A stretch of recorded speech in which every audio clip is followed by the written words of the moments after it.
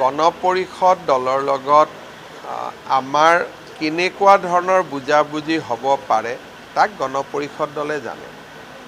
বিজেপিৰ য'ত বিধায়ক আছে আৰু বিজেপিয়ে য'ত ইতিমধ্যেই জয়লাভ কৰিছে তেনেকুৱা চিট সাধাৰণতে ৰাষ্ট্ৰীয় ৰাজনৈতিক দলে কাকো এৰি নিদিয়ে। কিবা বিশেষ চিটত বিশেষ আৰ্জি বিশেষ দাবীৰ ক্ষেত্ৰত কেতিয়াবা কনচিডাৰ কৰা হয় বেলেগ কথা।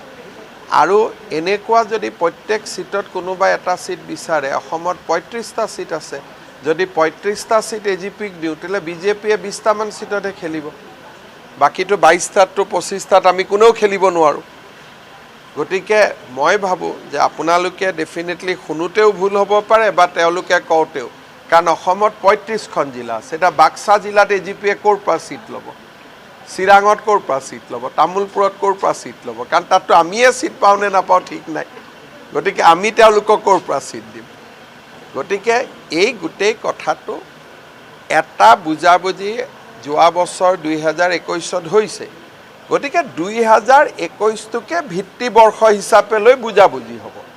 গতিকে ২০২১ৰ পৰা এখন দুখন চিট আগপিছ হ'ব পাৰে, কিন্তু ভিত্তিবৰ্ষটো ২০২১ হ'ব, তাতকৈতো আৰু বেলেগ হ'ব নোৱাৰে।